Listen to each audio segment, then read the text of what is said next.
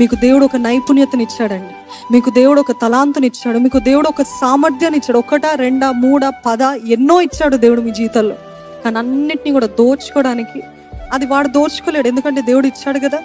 కానీ మీకు అబద్ధాలు చెప్పి మీ కాన్ఫిడెన్స్, మీ ధైర్యము, మీ నిశ్చయత మీలో నుండి తీసివేసిన తర్వాత మీరు అనుకుంటారు, ఇది దేనికి పనికొస్తుంది, ఈ తలాంత దేనికి పనికొస్తుంది, ఈ సామర్థ్యం దేనికి పనికొస్తుంది, నా జీవితమే సరిలేదు, నేనే సరిగ్గా లేను, నా జీవితం అంతా ఫెయిలియరే కదా, what use is this for me anyway అనే పరిస్థితిలో మీరన్నిటిని కూడా డిసేబుల్ చేసేస్తారు, పక్కన పెట్టేస్తారు. ఇంకా ఇవద్దు, నేను వాడను అని చెప్పే వరకు అపవాది మిమ్మల్ని ఒప్రెస్ చేస్తూ ఉంటాడండి. యూ హ్యావ్ టు రికగ్నైజ్, ఇంతకాలము క్వైట్గా పెట్టారు, ఇంతకాలము పక్కన పెట్టేస్తారు, ఇంతకాలం ఆ తలాంతులు అన్నీ కూడా నాకు వద్దు, ఇవి నేను వాడకపోయినా ఏం తేడా లేదు, ఏం ఇన్ఫ్లుయెన్స్ లేదు, ఏం ప్రభావితం లేదు, ఎవరికి ఉపయోగకరంగా లేదు.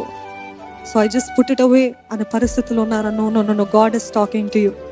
దేవుడు మీతోటే మాట్లాడుతున్నాడు. మరలా తీసుకో, మరలా పట్టుకో, నీ శక్తి, నీ సామర్థ్యము, నీ ఉద్దేశం మరలా చేతిలో పట్టుకుని దాని తగ్గట్టు నీ జీవితాన్ని కొనసాగించు.